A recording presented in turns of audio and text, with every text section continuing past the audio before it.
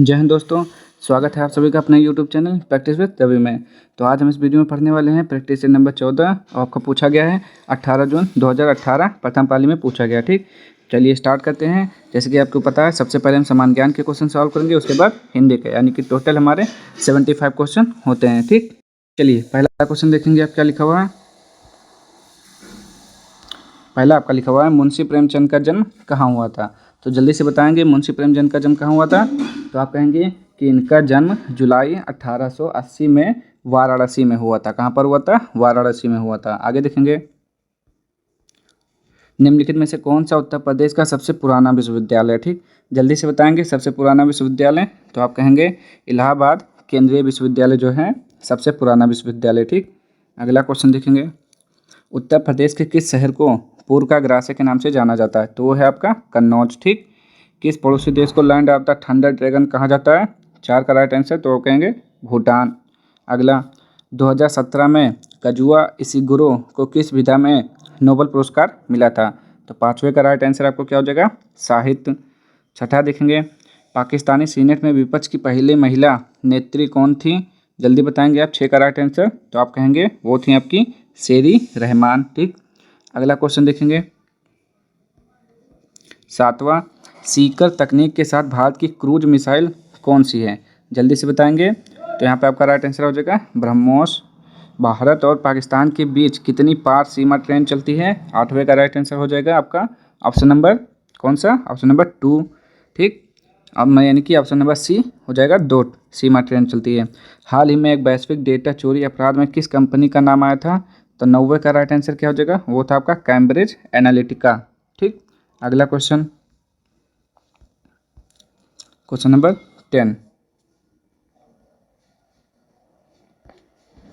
चलिए, 15वीं रूस भारत चीन त्रिपक्षीय विदेश मंत्रियों की बैठक दिसंबर 2017 में हुई थी। कहाँ पर हुई थी? नई दिल्ली में हुई थी। भारत में ब्रिटिश शासन का बड़े पैमाने पर विस्तार सहायक संधियों के माध्यम से हुआ, जो गवर्नर जनरल के शासनकाल में शुरू हुई थी। किस गवर्नर जनरल के शासनकाल में शुरू हुई थी? तो आप बोलेंगे लॉर्ड वेलेजली। गुरु गोविंद सिंह की मृत्यु के बाद गुरु की संस्था समाप्त हो गई और सिखों का नेतृत्व उनके विश्वसनीय शिष्य को सौंप दिया गया था। वो शिष्य कौन थे? उनका नाम बताना है आपको। तो वो थे आपके बंदा बहादुर। ठीक, अगला क्वेश्चन,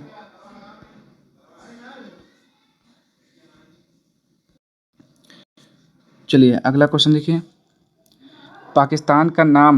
पाकिस्तान नाम सबसे पहले द्वारा गढ़ा गया था। किसके द्वारा गढ़ा गया था?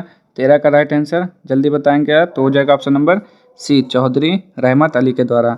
रविन्द्रनाथ टैगोर ने अपनी नाइटहुड की उपाधि को विरोध में छोड़ दिया। किसके विरोध में? तो बोलेंगे जलियांवाला बाग नरसंहार के विरोध में। अगला क्वेश्चन, गोदावरी नदी का उद्भव स्थल राज्य में है। तो गोदावरी नदी किस राज्य में, आपको जल्दी बताना है। तो हो जाएगा आपका ऑप्शन नंबर सी, यानी कि महाराष्ट्र में। 16 का बताना है अब आपको। क्या लिखा हुआ है? भारत की सबसे बड़ी मीठे पानी की झील कौन सी है। जल्दी बताएंगे। 15 का राइट आंसर, 16 का राइट आंसर, तो हो जाएगा आपका उलर झील। कहाँ पर है? कहाँ पर है आप ये भी बताएंगे अब। कहाँ पर है? जम्मू कश्मीर में। भारतीय संविधान में कानून बनाने की निर्धारित प्रक्रिया काफ़ी हद तक संविधान द्वारा प्रभावित है। किसके संविधान द्वारा प्रभावित है? तो 17 का राइट आंसर आपका हो जाएगा जापान। ठीक, अगला देखेंगे 18, शिक्षा का अधिकार क्या लिखा हुआ? आरटीआई अधिनियम वर्ष भारत में की संसद द्वारा अधिनियमित किया गया था। तो जल्दी बताएंगे 18 का वो कौन सा हो जाएगा ऑप्शन? वो हो जाएगा आपका ऑप्शन नंबर डी, यानी कि 2009। ठीक, अगला क्वेश्चन देखेंगे अब।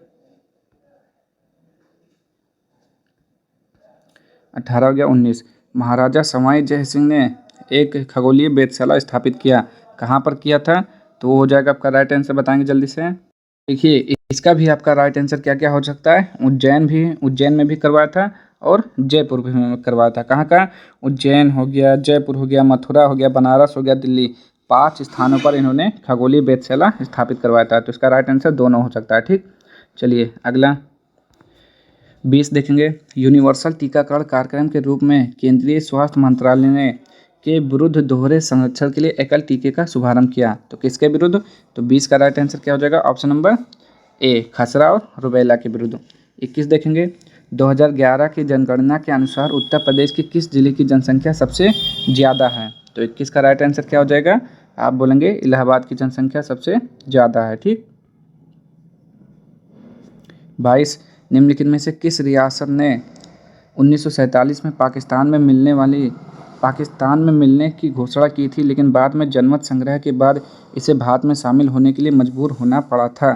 तो 22 का राइट आंसर बताएंगे, वो हो जाएगा आपका ऑप्शन नंबर डी, पोरबंदर।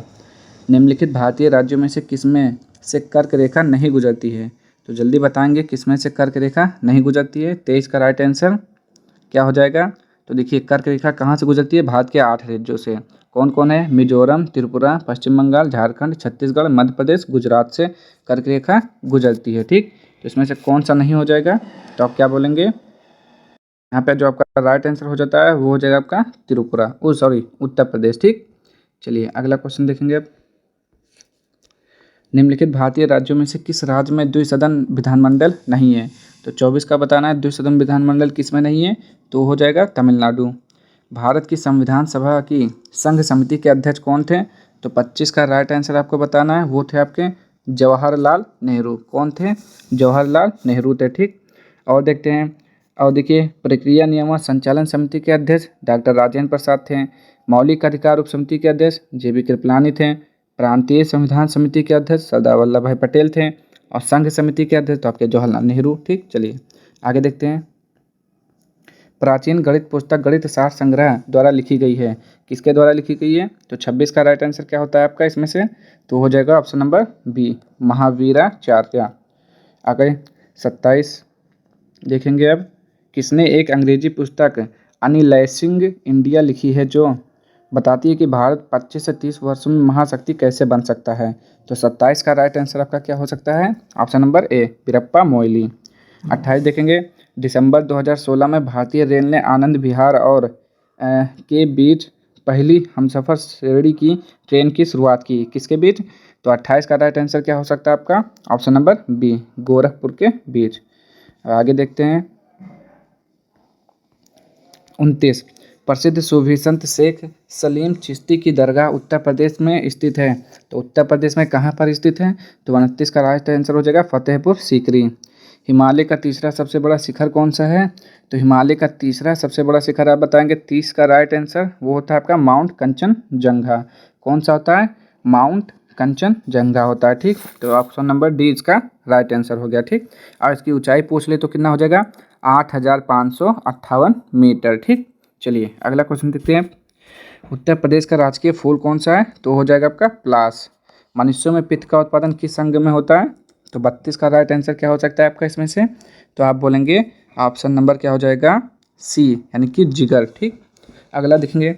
राष्ट्रीय मानवाधिकार आयोग भारत में कब स्थापित हुआ? तो 33 का राइट आंसर आप बताएंगे जल्दी से। तो ये हो जाएगा आपका 33 का राइट आंसर, ऑप्शन नंबर क्या हो जाएगा बताएंगे पहले आप। तो ये आपका गठन किया गया था 12 अक्टूबर 1993। कहाँ पर? 12 अक्टूबर 1993 में। ठीक। अगला क्वेश्चन।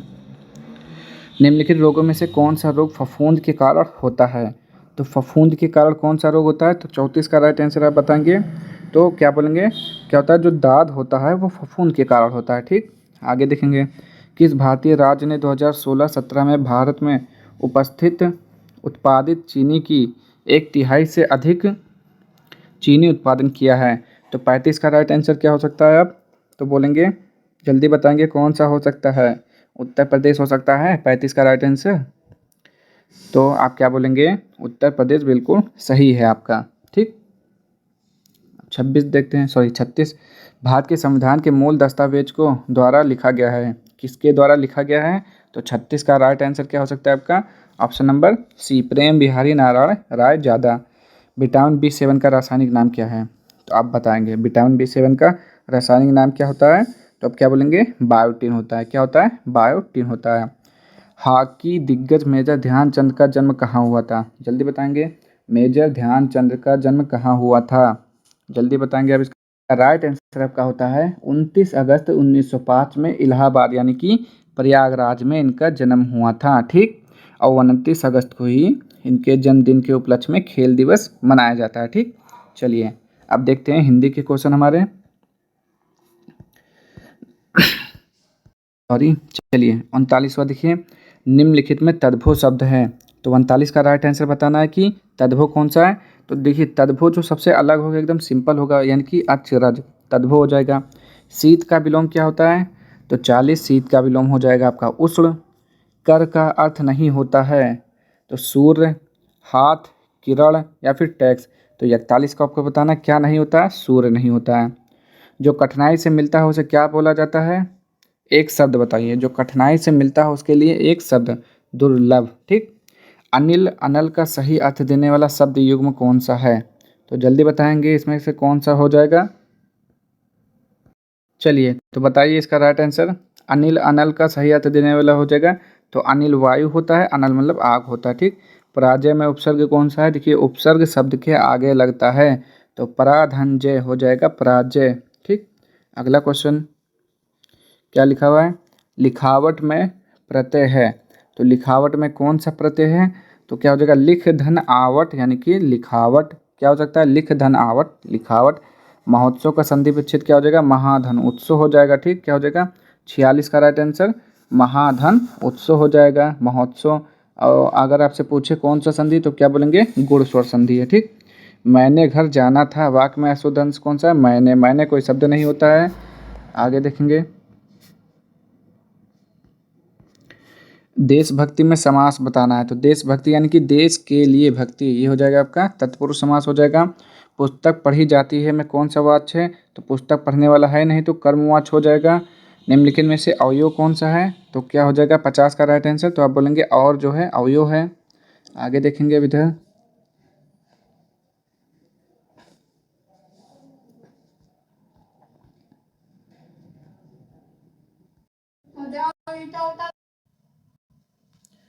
इक्यावन बताएंगे हिंदी में पूर्ण विराम का चिन्ह कौन सा होता है, तो पूर्ण विराम आपका ऑप्शन नंबर सी सही है। दूध का धुला होना, मुहावरे का अर्थ क्या हो जाएगा, निर्दोष होना। जिसकी लाठी उसकी भैंस, लोकोक्ति का सही अर्थ क्या हो जाएगा, जिसकी लाठी उसकी भैंस यानी कि क्या हो जाएगा, शक्ति संपन्न आदमी अपना काम बना लेता है, बुद्धि संपन्न आदमी अपना काम बना लेता है, बुद्धि संपन्न आदमी चालाक होता है। तो इसका राइट आंसर क्या हो जाएगा 53 का ऑप्शन नंबर बी हो जाएगा। ठीक। क्या हो जाएगा 53 का ऑप्शन नंबर बी, यानी कि शक्ति संपन्न आदमी अपना काम बना लेता है। ठीक। वीर रस का स्थायी भाव क्या होता है, तो वीर रस का स्थायी भाव उत्साह होता है। करुण रस ये क्रोध क्या हो जाएगा, भय, विस्मय, ये सब एक ही चीज़ है। तो देखिए क्रोध किसका होता है, बताएंगे आप जल्दी से। चलिए तो वीर रस का स्थायी भाव क्या हो गया, उत्साह। अब आगे देखते हैं क्या लिखा हुआ है। दोहा के प्रथम चरण में कितनी मात्राएं होती हैं, तो जल्दी से बताएंगे दोहा के प्रथम चरण में कितनी मात्राएं होती हैं। तो दोहा में 4 चरण होते हैं, पहले और तीसरे चरण में 13 मात्राएं, दूसरे और चौथे चरण में 11 मात्राएं होती हैं। तो इसका राइट आंसर क्या हो जाएगा 55 का, क्या लिखा हुआ है, प्रथम चरण में तो 13 मात्राएं होती हैं, तीसरे में 13 होती हैं। निम्नलिखित में से कौन सा शब्द अलंकार है, तो 56 का राइट आंसर बताना है, शब्द अलंकार कौन सा है, तो आपका जो अनुप्रास, वक्रोक्ति, यमक, श्लेष अलंकार को शब्द अलंकार वर्ग में रखा गया है। तो यहाँ पे जो हो जाएगा आपका राइट आंसर क्या हो जाएगा, यमक अलंकार जो है आपका शब्द अलंकार है। निम्न में से तालव्य ध्वनि कौन सा है, तो आपको बताना है तालव्य ध्वनि कौन सा है। ठीक। इसका राइट आंसर क्या हो जाएगा, तो आप बोलेंगे सा। ठीक। क्या हो जाएगा सा। आपका जो होता है चा, छा, जा, चा वर्ग वाला आपका तालव्य ध्वनि में आता है। और क्या होता है छोटी, बड़ी और फिर या और सा, ये सब होते हैं तालव्य। 58 निम्न में से कौन सा वर्ड अघोष है, तो आपको बताना है इसमें से अघोष कौन सा है। ठीक। तो जल्दी बताएंगे इसका राइट आंसर क्या हो जाएगा। ये अघोष होता कौन सा है, तो जो आपका पहला वर्ग होता है यानी कि का वर्ग नीचे तक और का वर्ग के बाद खा, तो ये होता है आपका अघोष होता है। ठीक। का पहला वर्ग और दूसरा वर्ग और जो तीनों सा होते हैं आपके वो होते हैं अघोष। तो इसमें जो आपका राइट आंसर हो जाएगा वो हो जाएगा आपका ऑप्शन नंबर ए, यानी कि का से कबूतर। चलिए अगला क्वेश्चन देखिए, निम्न में से कौन सा शब्द स्त्रीलिंग है, तो चलिए बताएंगे आप स्त्रीलिंग शब्द कौन सा है। तो क्या बोलेंगे, जो यहाँ पे लिखा हुआ है रचना, ये क्या है स्त्रीलिंग है। इनमें से कौन सा शब्द पुल्लिंग है, तो अब आपको बताना है पुल्लिंग। तो 60 का राइट आंसर क्या हो जाएगा, राष्ट्र एक पुल्लिंग शब्द है। किस शब्द का प्रयोग सदा बहुवचन में होता है, तो यहाँ पे जो आपका लिखा हुआ है क्या 61 का ऑप्शन नंबर क्या बोलेंगे, प्राण। प्राण शब्द हमेशा बहुवचन में होता है। ठीक। अगला क्वेश्चन, ने किस कारक का चिन्ह है, तो कर्ता ने, इतना सिंपल पूछा हुआ है। निम्नलिखित में से सर्वनाम कौन सा है, तो आप हो जाएगा सर्वनाम। ठीक। पुरुषवाचक में आ जाएगा। निम्नलिखित में से विशेषण कौन सा है? तो लंबाई, बुढ़ापा, समझ या फिर शांत। तो विशेषता कौन बताएगा? तो हो जाएगा लंबाई। ठीक, क्या हो जाएगा? विशेषण। 64 का राइट आंसर क्या हो जाएगा? विशेषण। कौन सा?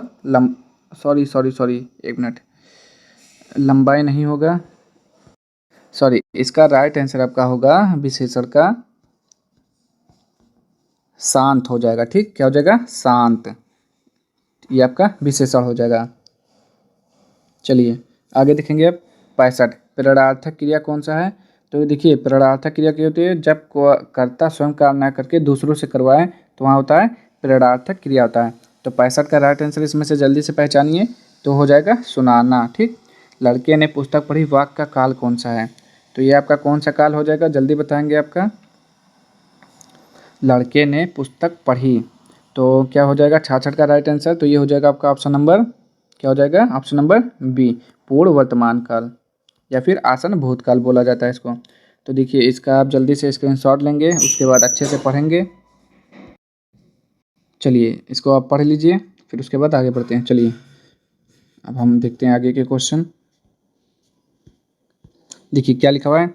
गद्यांश का उपयुक्त शीर्षक हो सकता है। तो गद्यांश का उपयुक्त शीर्षक क्या हो सकता है? तो क्या हो सकता है? तो 67 का राइट आंसर आपका होगा इसमें से ऑप्शन नंबर बी, खेलों का गिरता स्तर। 68 देखेंगे, खेलों के गिरते स्तर का कारण नहीं है। तो 68 का राइट आंसर आपका कौन सा हो सकता है? ऑप्शन नंबर डी, खेलों के लिए राष्ट्रीय सम्मान। चलिए अगला क्वेश्चन देखिए, खेलों पर नकारात्मक प्रभाव पड़ता है। तो खेलों पर नकारात्मक प्रभाव कैसे पड़ता है? आपसी गुटबंदी होने से। ठीक, सॉरी, गद्यांश के अनुसार राष्ट्र की उपलब्धि नहीं है, यानी कि गद्यांश के अनुसार आपको बताना है कि राष्ट्र की उपलब्धि में नहीं है। कौन सा नहीं है? तो आपका राइट आंसर क्या हो सकता है 70 का? तो आप क्या बोलेंगे? खेल जो है राष्ट्र की उपलब्धियों में नहीं है। 71 बताएंगे, खेलों में निर्धन राष्ट्र भी हमसे आगे निकल गए क्योंकि वह है। तो 71 का राइट आंसर क्या हो जाएगा? खेलों को राष्ट्र सम्मान। क्या है? खेलों को राष्ट्र सम्मान। चलिए आगे देखेंगे इसका राइट आंसर। बीजक किसकी रचनाओं का संग्रह है? तो जल्दी से बताएंगे, बीजक किसकी रचनाओं का संग्रह है? तो ये हो जाएगा इसका आपका राइट आंसर कबीर दास का हो जाएगा बीजक। ठीक, 72 का राइट आंसर कबीर हो जाएगा। अंधेर नगरी नाटक के प्रसिद्ध रचयिता कौन सा है? तो अंधेर नगरी आपका किसका है? क्या बोलेंगे? भारतेंदु हरिश्चंद्र जी का है। कामायनी जयशंकर प्रसाद जी का है। एक लास्ट क्वेश्चन, गोदान किसका है? तो गोदान मुंशी प्रेमचंद जी का है। ठीक, क्या हो जाएगा? गोदान किसका? मुंशी प्रेमचंद जी का। तो यहाँ पर आपके सारे क्वेश्चन समाप्त होते हैं, यानी कि 75 क्वेश्चन। आपको बताना है कि 75 में से आपने कितने सॉल्व किए। और यदि आपको वीडियो पसंद आए तो प्लीज़ चैनल को लाइक, शेयर और सब्सक्राइब जरूर करें। मिलते हैं नेक्स्ट वीडियो में इसके अगले प्रैक्टिस सेट के साथ। तब तक के लिए जय हिंद, जय भारत।